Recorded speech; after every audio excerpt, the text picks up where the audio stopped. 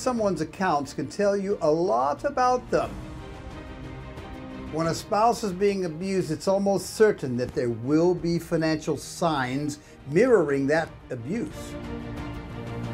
In this video, Judy continues her interview series with Ruth using a pseudonym with voiceover. Thanks for joining us today.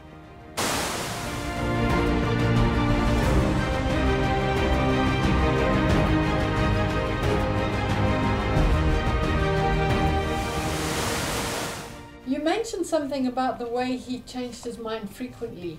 Was there anything strange in his use of finances? Yes, but it wasn't apparent to start with. To start with, it was such a very different story to how it actually evolved. You know, on the surface, he had a sort of income you'd expect from a sensible person, and he had a lump sum of money, a lot of money actually, coming his way, which he used to talk about quite a lot.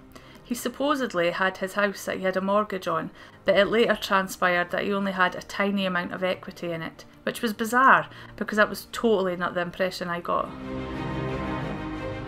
But he only had small equity?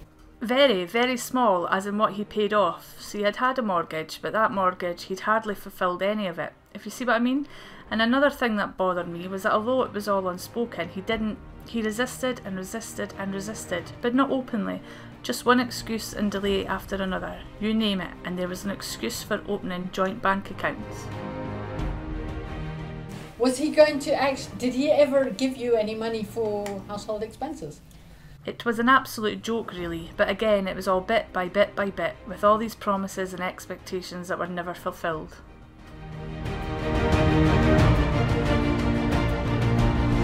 Did he ever ask you to account for your money to him?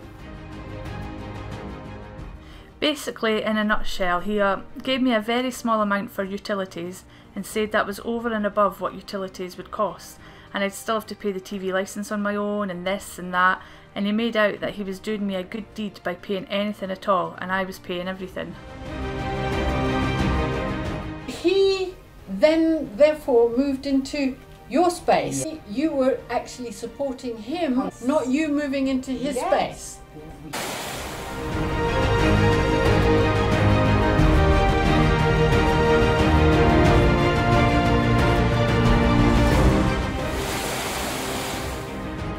Well, in Ruth's situation, the lack of transparency and financial bullying gave the warning signs that all was not well in their relationship.